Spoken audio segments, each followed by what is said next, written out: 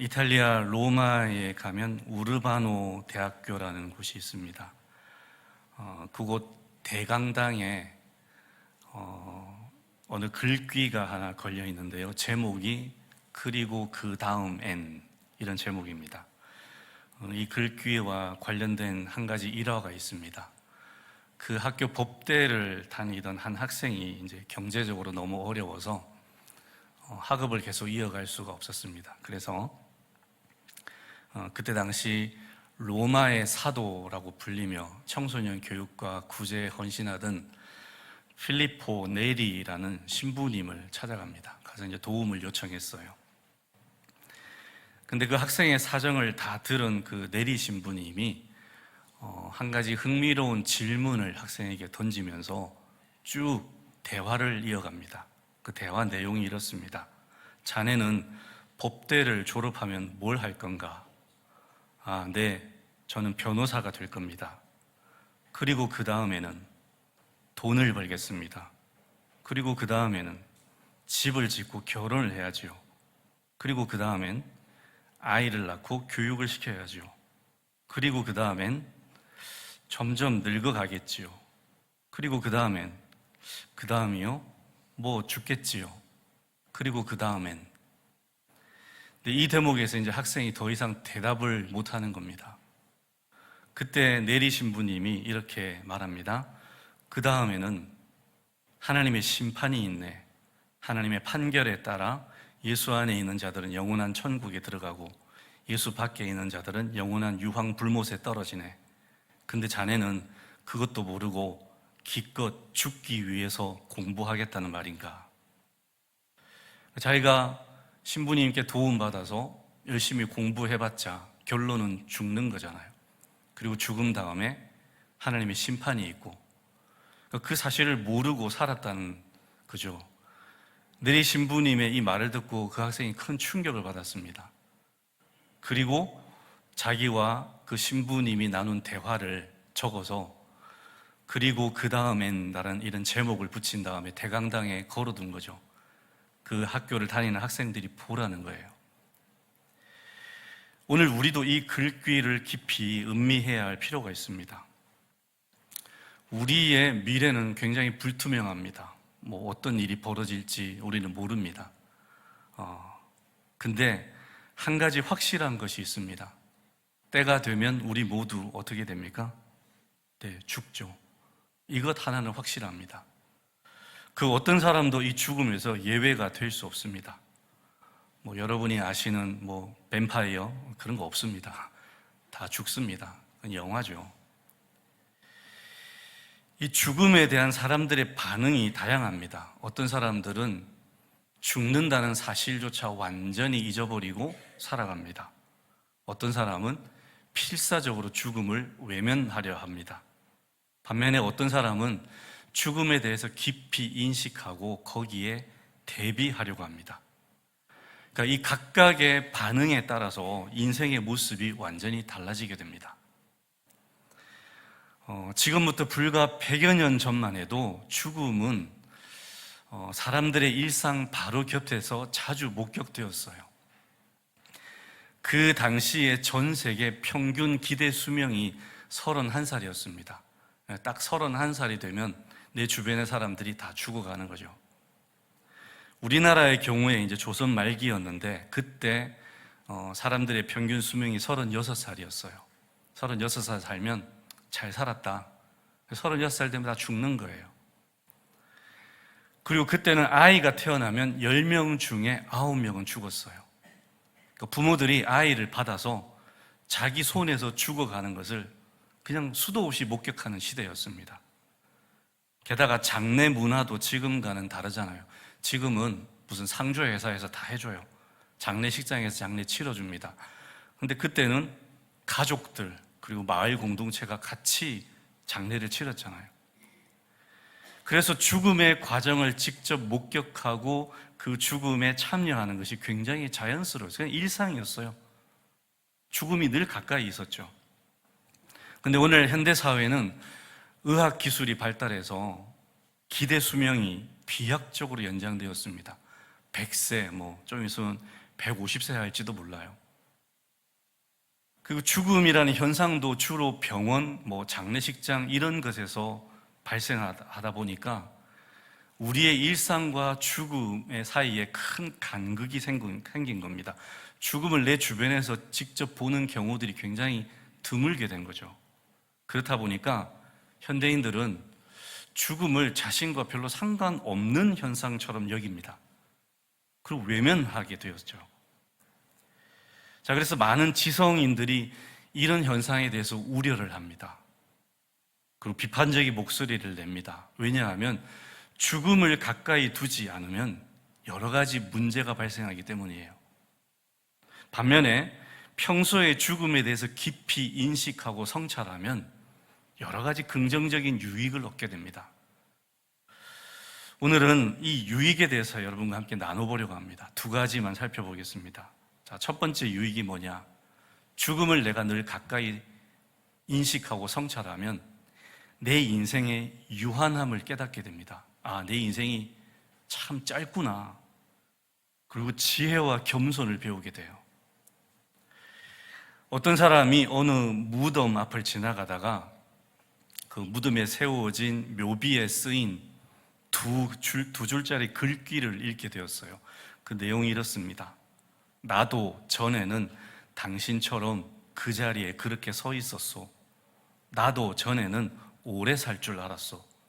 묘비에 이렇게 적혀 있는 거죠. 그 죽은 망자가 자기 무덤 앞에 서는 사람에게 뭐라고 얘기하는 겁니까? 죽음이 나의 얘기가 아니라 당신의 얘기요. 이런 얘기죠. 그죠? 죽음을 남의 얘기처럼 생각하고 살지 마시오. 그런 뜻이잖아요. 우리가 보통 집을 나설 때 이런 인사를 합니다. 다녀올게, 다녀오겠습니다.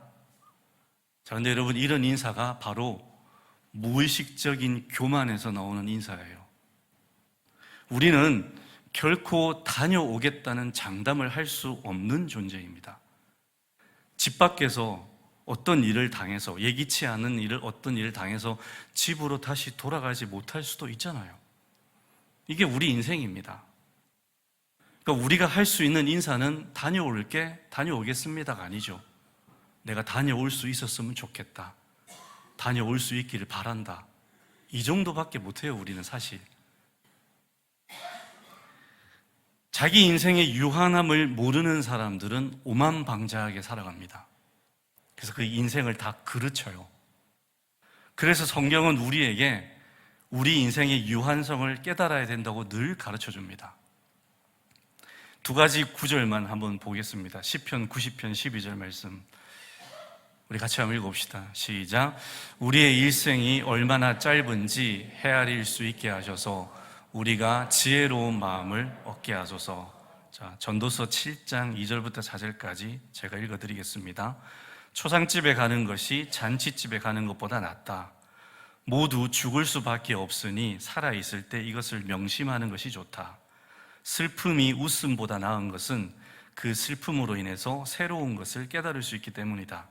지혜로운 사람은 죽음에 대해서 많이 생각하지만 어리석은 사람은 눈앞에 보이는 즐거움밖에 생각하지 못한다. 자, 이 두 본문에 공통적으로 등장하는 단어가 지혜예요. 뭐가 지혜라 그럽니까? 초상집에 가서 죽음을 마주하고 자기 인생의 유한성과 허망함을 깨닫는 것이 지혜라 그래요. 아, 내 인생이 참 짧구나. 나도 저번처럼 될 수 있구나. 그게 지혜라는 거예요. 그 죽음에 대해서 깊이 생각하며 살아가는 것. 그게 지혜고, 반대로 무지는 죽음이 딴 세상 얘긴처럼 여기고 그저 눈앞에 보이는 쾌락만을 추구하며 살아가는 것. 이게 무지라 그러잖아요.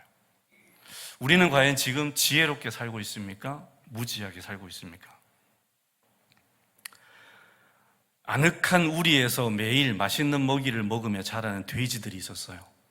하루하루가 너무 행복한 거예요. 주인이 계속 먹을 거 주니까 불만이 전혀 없고 늘 즐거웠어요. 그러던 어느 날 돼지 한 마리가 다른 돼지들에게 질문을 던졌습니다. 근데 있잖아, 우리 주인이 왜 우리한테 이렇게 잘해주는 걸까? 그러자 다른 돼지들이 이렇게 대답합니다. 아무려면 어때? 밥만 잘 나오면 되지. 주인이 자기들에게 왜 잘해주는지에 대한 이 의문, 질문은 돼지들의 운명이 걸린 굉장히 중요한 질문이잖아요. 여러분, 주인이 돼지들에게 왜 잘해주죠? 예뻐서 잘해줍니까? 뭐 잡아먹으려고 그러는 거잖아요. 근데 현실의 안락함에 물든 돼지들은 얼마 뒤에 자기들에게 닥칠 그 죽음도 모른 채 그냥 아무 생각 없이 하루하루 그냥 희희낙낙하며 살아가는 거죠. 오늘 이 돼지들과 다를 바 없는 삶을 살아가는 사람들이 많습니다, 여러분. 배부른 돼지보다 배고픈 소크라테스가 낫다, 이런 말이 있어요. 그냥 1차원적인 쾌락에 빠져서 그냥 희희낙낙하며 살아가는 그 삶보다 죽음이라는 인생의 불편한 진실을 마주하고 그것에 대해서 깊이 성찰하며 살아가는 삶이 훨씬 낫다는 거예요. 우리는 죽음을 인식하는 지혜를 가져야 됩니다. 그래야 겸손해집니다. 그래야 삶에 대해서 새로운 관점을 갖게 됩니다. 그리고 더 나아가서 하나님을 찾게 돼요. 자기 인생의 유한함을 아는 자들은 하나님을 찾게 되어 있습니다.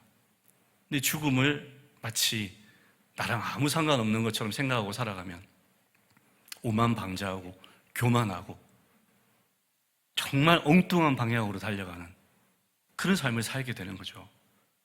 그래서 죽음을 인식하는 것이 우리에게 겸손과 지혜를 주고 이게 우리에게 굉장히 중요하다는 거예요. 자, 두 번째 유익은 그래서 인생을 허비하지 않고 본질에 집중하게 됩니다. 여러분 혹시 스티브 잡스라는 이름을 들어보셨는지 모르겠어요. 우리 어르신들은 잘 모르겠는데 스티브 잡스, 세계적인 기업인 애플사의 공동 창업자이고 21세기 혁신의 아이콘이라 불리는 천재 기업인이에요. 굉장히 똑똑한 사람입니다. 지금은 고인이 되었지만 이 스티브 잡스가 생전에 죽음에 대해서 굉장히 독특한 견해를 가지고 있었어요. 죽음을 삶이 만든 최고의 발명품이다, 이렇게 표현했어요. 삶이 만든 최고의 발명품이 죽음이다. 그리고 죽음을 삶의 변화를 이루어주는 최고의 촉진제다, 이렇게 여겼어요. 굉장히 독특한 얘기죠. 이 사람이 왜 이런 견해를 가지게 되었냐면 17살 때 자기가 이런 글귀를 읽고 깊은 감명을 받았어요. 그 글귀가 이렇습니다. 매일매일을 인생의 마지막 날처럼 산다면 당신은 언젠가는 분명히 옳은 길에 서 있을 것이다. 이 글귀를 읽고 충격을 받았어요. 그래서 그 뒤로 스티브 잡스는 매일 아침에 일어나면 거울을 봅니다. 거울을 보고 자기 자신에게 이렇게 얘기해요. 만일 오늘이 네 인생의 마지막 날이라면 네가 지금 하려는 일을 계속 할 것인가 물어본대요. 그래서 그 질문에 노라는 대답이 나오면 자기가 하려는 그 일을 하지 않았다 그래요. 네가 죽음 앞에서도 이 일을 할 건가 물어봤을 때 그러지는 않을 것 같아. 그러면 안 했다는 거예요. 2005년도에 미국 스탠퍼드 대학교 졸업식에 초청받아서 연설을 했는데 그때 학생들에게 이런 말을 했습니다. 여러분들이 곧 죽을 것이라는 사실을 기억하는 것은 여러분 인생에 큰 선택을 하는데 도움을 주는 가장 중요한 도구입니다. 왜냐하면 다른 사람의 기대, 자부심, 수치스러움, 실패에 대한 두려움, 이런 것들은 죽음 앞에서 다 떨어져 나가고 오직 진실로 중요한 것만 남기 때문입니다. 스티브 잡스는 매일을 자기 인생의 마지막 날처럼 살아가면서 죽음 앞에서 후회되거나 부끄러운 일을 하지 않으려고 치열한 노력을 기울였어요. 물론 그가 늘 옳은 결정을 한 것은 아닙니다.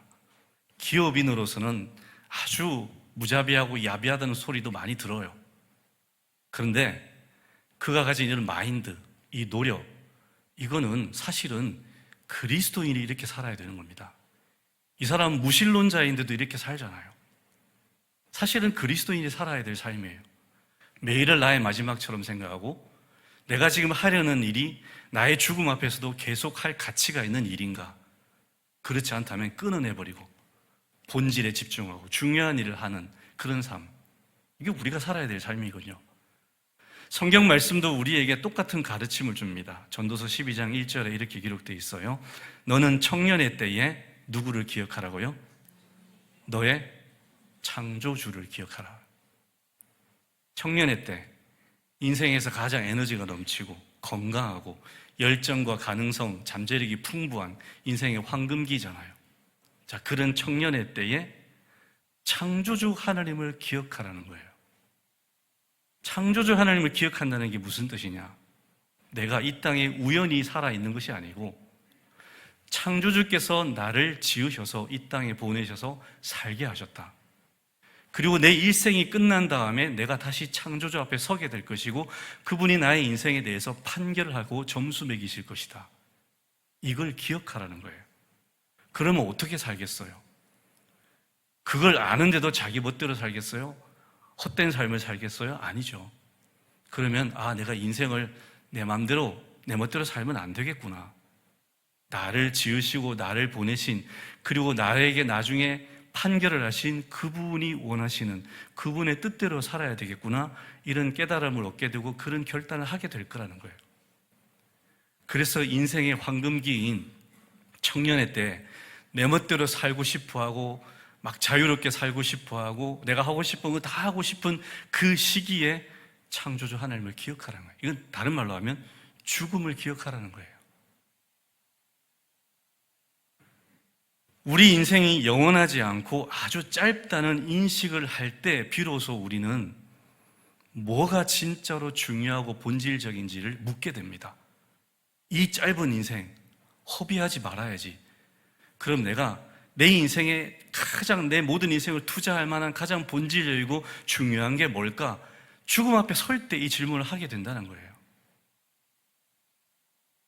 그래서 죽는다는 사실은 우리를 허무주의에 빠지게 하는 것이 아니라 오히려 우리에게 주어진 시간을 어떻게 하면 가장 가치 있게 쓸지, 내가 어떤 것에 내 인생을 투자해야 될지를 진지하게 성찰하게 만드는 강력한 동기부여가 되는 겁니다. 죽음을 멀리 두고 사는 사람 이런 생각이 전혀 없어요. 그냥 하루하루 휩쓸려 살아갑니다. 그냥 눈앞에 재미만 찾고 살아가요. 여러분, 우리는 재미있는 인생을 살려고 부름받은 것이 아니고요, 의미 있는 인생을 살려고 부름받았습니다. 오늘 많은 사람들이 재미만 쫓아가요. 늘 핸드폰 들여보고 유튜브 보고 쇼츠 보고 그 재미에 빠져가지고 헤어나오지를 못해요. 특히 젊은이들이 그렇게 시간 보면 3시간, 4시간 후딱후딱 지나가거든요. 왜 그러고 삽니까? 자기 인생이 얼마나 짧은지를 기억하지 않는 거예요. 늘 죽음이 내 앞에 있다는 것을 늘 인식하고 살아야 됩니다. 그럴 때 비로소 내 인생이 짧음을 알게 되고 내 인생을 이렇게 보내면 안 되겠구나 하는 결단을 하게 된다는 거예요. 죽음을 잊고 영원히 살 것처럼 행동하면 눈앞에 쾌락만 쫓아가고요, 물질적인 소유에 집착하게 되고 껍데기 같은 성공에 혹해서 살아가게 돼요. 그러면 삶의 우선순위가 뒤죽박죽이 됩니다. 진짜 중요한 것을 다 놓치고 비본질만 쫓아가다 인생 다 허비하는 거예요. 그렇게 해서 하나님 앞에 서게 되었을 때 과연 하나님 앞에서 무슨 대답을 할 수 있을까요? 너 뭐 했니? 죄송합니다 주님, 쇼츠만 열심히 보다 왔습니다. 제가 재밌는 것만 하다 왔습니다. 그럼 주님으로부터 무슨 얘기를 듣게 될까요? 우리가 내가 내 아들을 죽여가면서까지 너를 거듭나게 해서 너에게 준 그 귀한 시간을 그렇게 허비하며 살다 왔다는 말이냐, 이런 말씀 듣지 않을까요? 그래서 죽음을 늘 앞에 두는 거 굉장히 중요한 거예요. 계시록 14장 13절 말씀에 이런 말씀이 있습니다. 또 내가 들으니 하늘에서 음성이 나서 이르되 기록하라, 지금 이후로 주 안에서 죽는 자들은 복이 있도다 하시매 성령이 이르시되 그러하다, 그들이 수고를 그치고 쉬리니 이는 그들의 행한 일이 따름이라 하시더라. 제가 장례식에 가서 자주 하는 설교입니다. 자, 이 말씀에 보면 죽음이라고 다 똑같은 죽음이 아니라고 그래요. 복된 죽음이 있습니다. 그럼 반대로 어떤 죽음이 있을까요? 재앙과 같은 죽음이 있겠죠. 자, 방금 읽으신 말씀에 의하면 어떤 죽음이 복된 죽음이냐? 어디 안에서 죽는 죽음이요? 주 안에서 죽는 죽음이 복된 죽음이다. 자, 그러면 주 안에서 죽음이 어떤 죽음일까요? 그저 주여 믿습니다. 예수님 믿습니다. 단순히 이런 고백하다가 예수님 믿다가 죽은 것일까요? 물론 이런 죽음도 구원에 이를 수 있습니다. 가장 대표적인 케이스가 예수님의 십자가에 나란히 십자가 못 박혀 죽었던 그 한편 강도. 그 사람 평생 자기 멋대로 살았잖아요. 남 죽이고 강도짓하고. 그러다가 마지막 죽음 직전에 예수님께 주여 당신의 나라 가시거든 나를 기억하소서. 이 한마디 해서 구원받았어요. 천국 갔어요. 어떤 사람들은 이 한편 강도를 되게 부러워해요. 내 멋대로 내가 원하는 대로 살다가 마지막에 딱 한마디 해서 야, 얼마나 멋진 인생이냐. 그 멋진 인생일까요? 여러분, 이 강도의 죽음을 복된 죽음이라 할 수 있을까요? 아니요. 강도는 구원은 받았어요. 근데 하나님 앞에 서게 되겠죠. 하나님의 심판대 앞에 섰을 때에 하나님이 너 어떻게 살다 왔니? 물으실 거예요. 얼마나 창피하겠어요. 얼마나 부끄럽겠어요. 내놓을 게 하나도 없는 거예요. 그러니까 구원은 받지만 그 순간에 하나님의 심판대 앞에서 섰을 때 엄청난 부끄러움을 느끼게 되는 거예요. 그런 죽음을 어떻게 복된 죽음이라 할 수 있습니까? 그런 죽음을 어떻게 부러워할 수 있어요? 얼마나 좋아. 내 멋대로 막 살다가 마지막 순간에 회개해서 천국 가고, 야, 이게 최고인데? 아닙니다. 정말 창피한 구원이에요. 부끄러운 구원이고 자기 인생을 다 허비해버리는 거죠.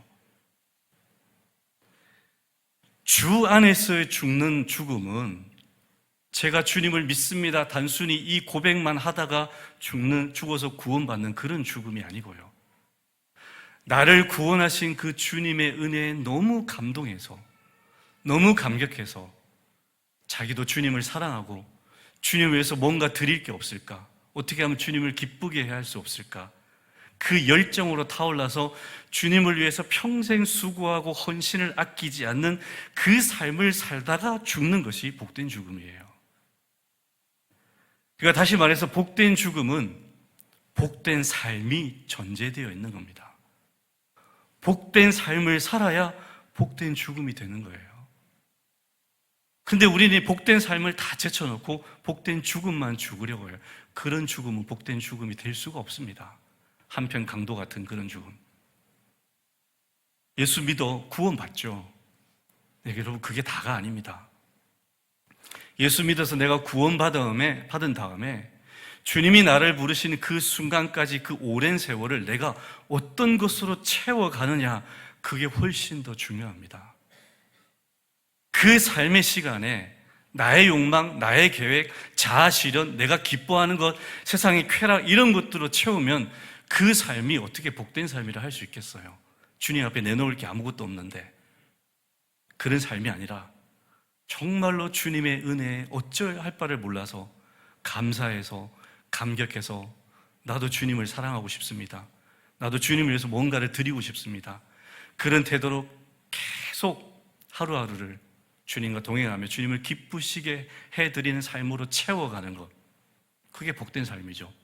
그러다가 죽음을 맞이하는 것, 그게 복된 죽음인 거예요. 여러분, 저와 여러분의 삶이 복된 삶이 될 수 있기를 바랍니다. 그럼으로써 저와 여러분의 죽음도 복된 죽음에 이르게 되기를 원합니다. 그리고 나서 영원에 들어가서 우리가 영원토록 복된 안식을 누리게 되는 거예요. 이렇게 연결되는 겁니다. 복된 삶, 복된 죽음, 복된 안식. 여러분, 이 중간 복된 삶을 생략하시면 안 됩니다. 건너뛰고 그냥 나 예수 믿었으니까 구원받아서 구원 열차 올라타는 티켓팅 하나만 딱 끊고 그리고 와서 마음대로 살다가 주여 저 믿습니다. 그리고 천국 가는 거, 예수 믿는 거 그런 거 아닙니다. 예수 믿는 거 진짜 치열하게 사는 거예요. 왜냐? 그렇게 사는 인생은 정말 덧없는 인생이고 허망한 인생이고 무가치한 인생이 되기 때문이에요. 여러분, 우리가 우리의 인생을 허망한 인생, 무가치한 인생, 아무 의미 없는 인생으로 만들어버리면, 스스로 그렇게 만들어버리면 그 얼마나 나중에 후회 막심한 일이 되겠습니까? 그래서 여러분, 최선을 다해서 살아야 됩니다.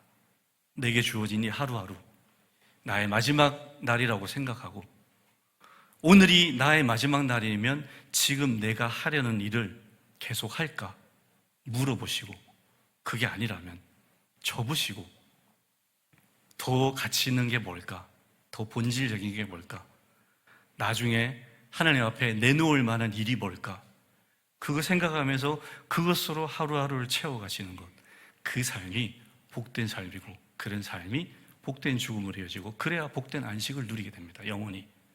저와 여러분이 늘 죽음이 남의 얘기 아니라 내 얘기가 될 수 있다는 사실을 인식하시고 지혜롭게 살아가시길 바랍니다.